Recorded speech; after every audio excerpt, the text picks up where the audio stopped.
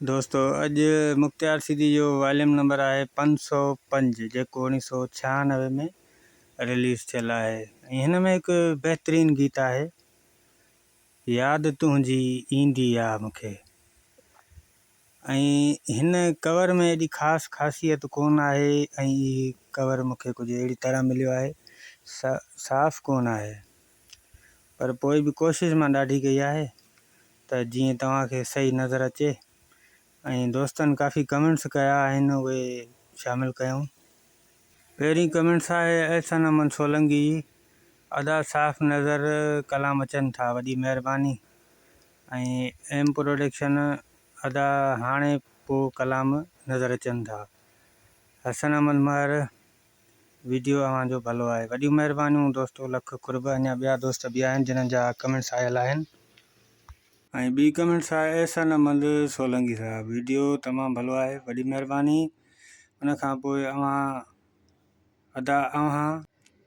अवां जा कुर्ब असांजी पसंद जूं फरमाइशूं पूरियूं कयो था, वडी मेहरबानियूं। तव्हांजो भी वडी मेहरबानियूं अदा। वीडियो ॾिसो पिया, लाइक कयो पिया, कमेंट्स कयो पिया। अञा हिकु ॿ मुंहिंजे हिसाब सां कमेंट्स आए उहे शामिल कयूं। तव्हांखे इहो ॿुधाए छॾियां दोस्तों, जेको मुख्तियार सिद्दीकी जे वीडियो ते कमेंट्स ईंदा उहे मुख्तियार सिद्दीकी जे वीडियो ते ही तव्हांखे नज़र ईंदा।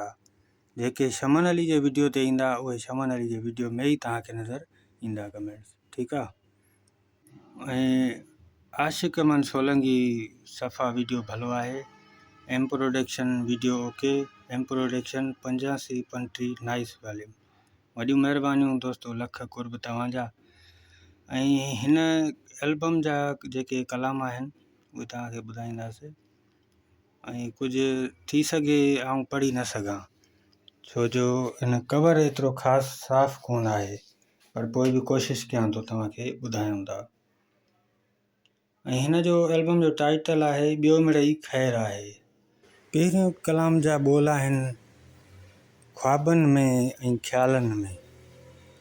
इहो मीर अब्बासी जो कलाम आहे। मुख्तियार सिद्दीकी जो जेको पुराणो शाइर आहे हिकु मीर अब्बासी ऐं ॿियो एजाज़ बुरड़ो। उन खां पोइ ॿियो कलाम आहे सुहिणो आहे सुहिणो सुहिणा। उन खां पोइ ॿियो कलाम आहे बख़्शल शाह जो पंहिंजी अखियुनि खे झल मिठा।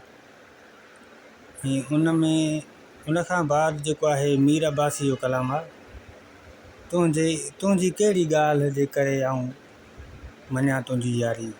उन खां पोइ बख़्शल शाह जो कलाम आहे ओ मिठड़ा तोखे यादि कयां पियो।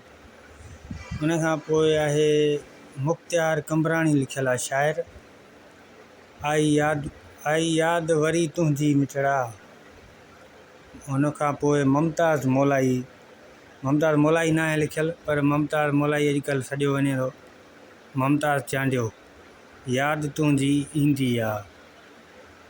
आख़िरी कलाम मीर अब्बासी जो कलाम जा बोल आहिनि छॾे न मूंखे मिठड़ा माण्हू।